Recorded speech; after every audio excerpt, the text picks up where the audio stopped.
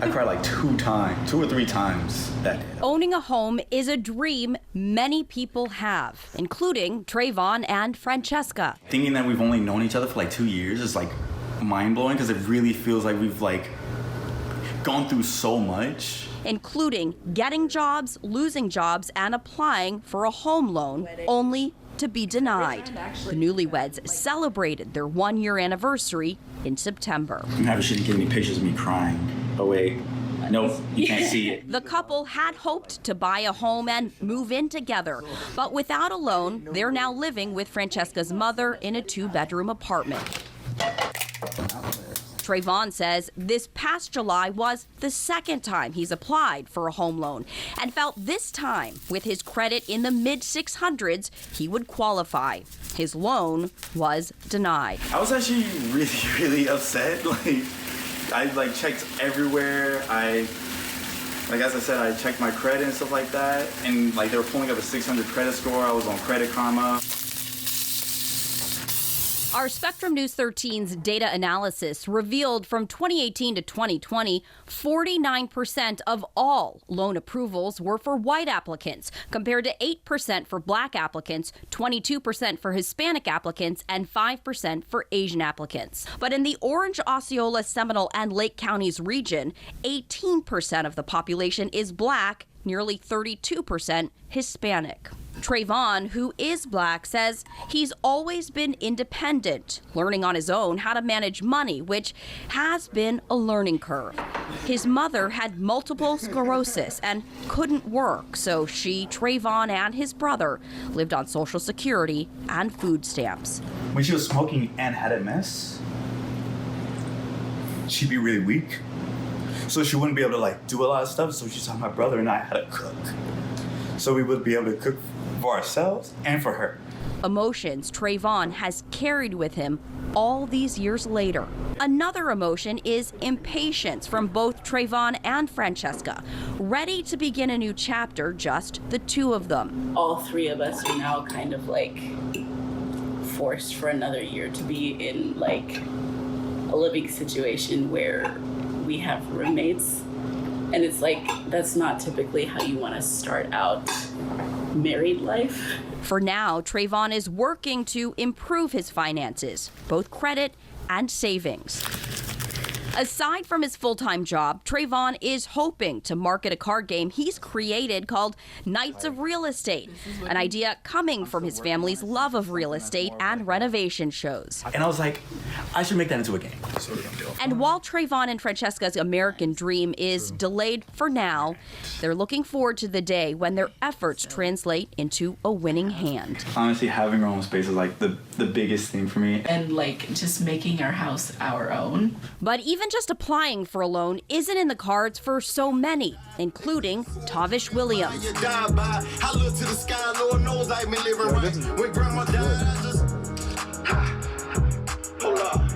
Music is Tavish's passion. My dreams come true based off of seeing other people's dreams come true. How would you characterize your work ethic? Is it hustling? Is it hardworking? Is it a mixture of both? And what's that drive behind you? The way I would describe it is just this is something that you're born with. It's something that can't really be taught.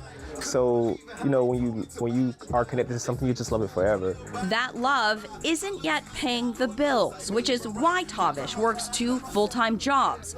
During the day, he does remote security. At night, he's a sanitation worker. And in between, he's getting his master's in business management, hoping one day to own a home. So I feel like there's a few strikes against me before I even applied.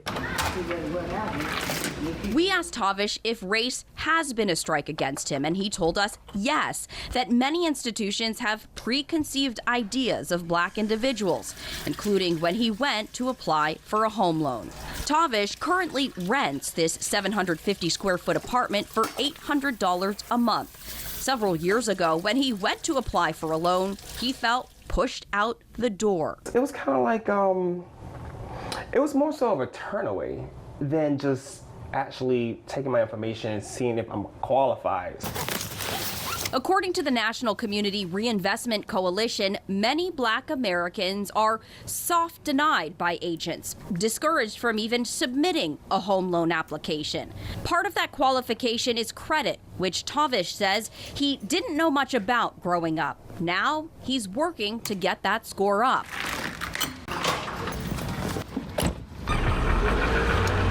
Which is why, after a quick stop at home, Tavish is off to his second full-time job. While many people like Tavish feel discouraged from even applying for a loan, even for those who do, Black applicants are denied at a higher rate than white applicants. Home Mortgage Disclosure Act, or HMDA data, reveals for Tavish's neighborhood, 32% of Black applicants are denied, compared to 11% of white applicants. My other half of my life. Saving up money. You know, but it's not going to be forever because I'm focusing on my goals and my dreams. To one day own a home, a space to call his own. I guess we can go back to, go ahead and load that up or whatever. Tavish's struggle may be strong. His spirit, though, is stronger. Hey, I look onto the other side, and that's what keeps me going.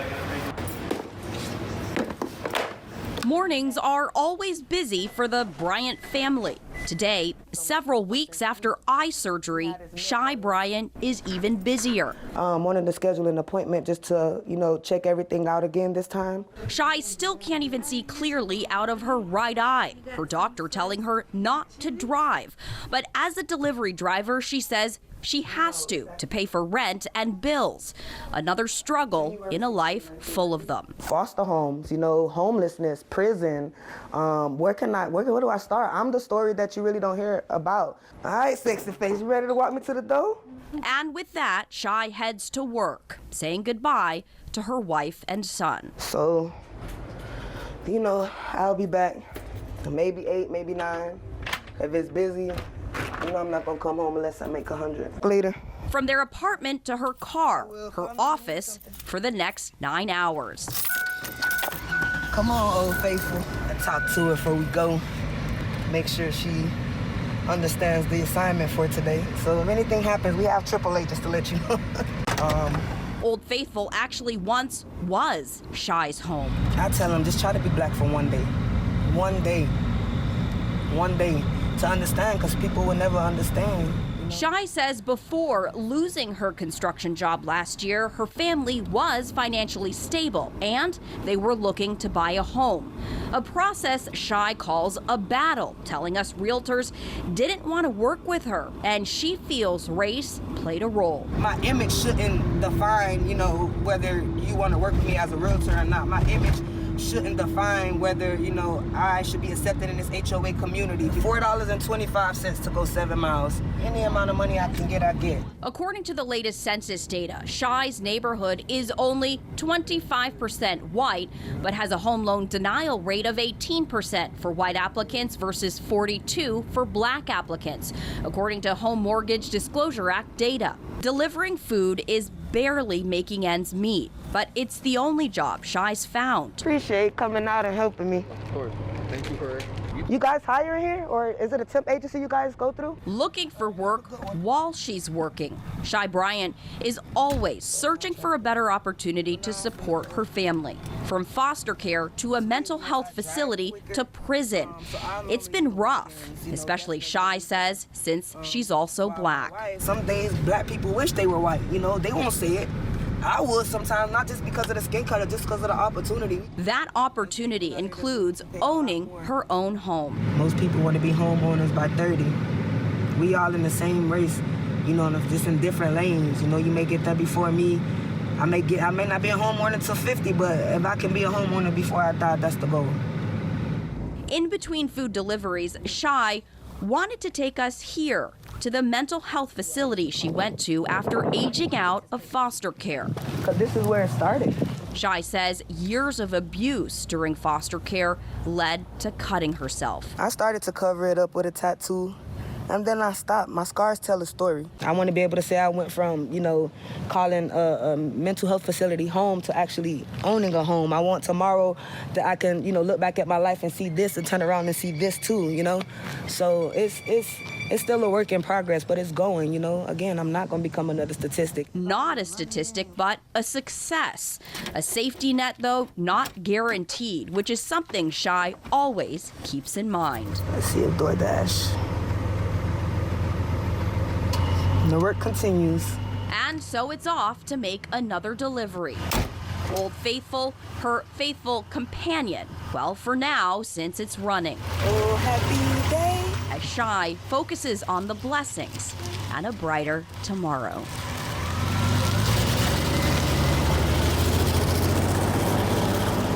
Good morning, God. Good morning, God.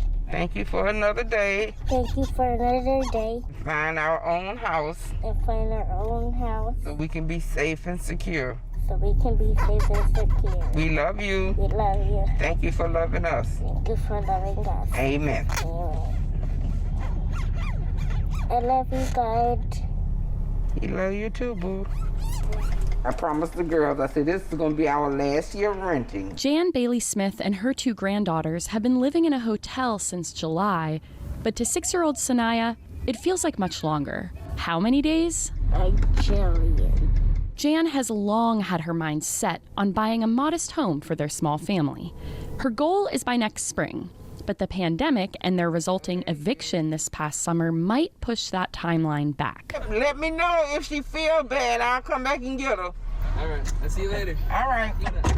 Jan's daughter died a few years ago from complications with diabetes.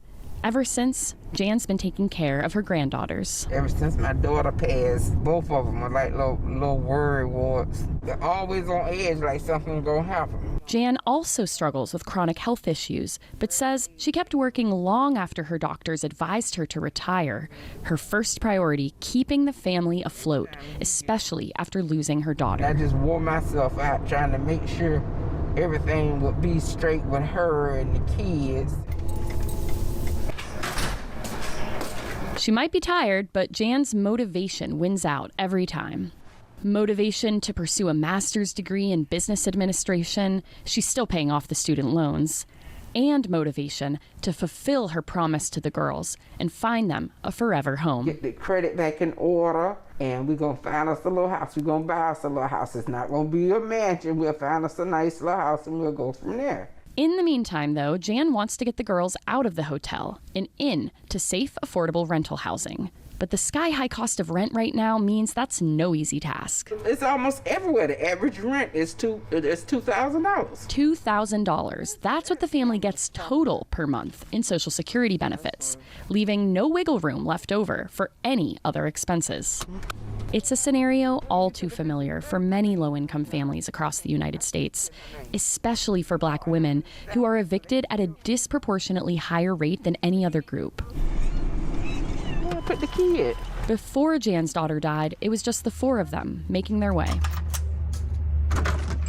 Now, it's just the 3 of them in one small room. So she noticed you do better in small groups. You like the small groups? Jan has dreams of starting a nonprofit to help low-income single moms like her own late daughter. In the meantime, though, Jan just wants to keep the girls' lives feeling as normal as possible in this hotel. I submit this on it. One day, Jan believes, they'll be able to have their own little American dream. Not looking for the White House. We just want something safe and clean, and that's all we want. You could call it a home away from home. John Henry, his barbershop in Paramore, is typically where you can find him during the day, cutting the hair of his most faithful clients. It's a passion in business, going strong for 30 years. Started working here in '91. And he took over ownership in 1994. Fast forward a couple of decades later. I just moved to my new house, and I'm humble and grateful to say this. January the 22nd of this year. So I've lived it, and this is our 3rd home. In the last 18 years that we've been together. Together with his wife is how John became a homeowner.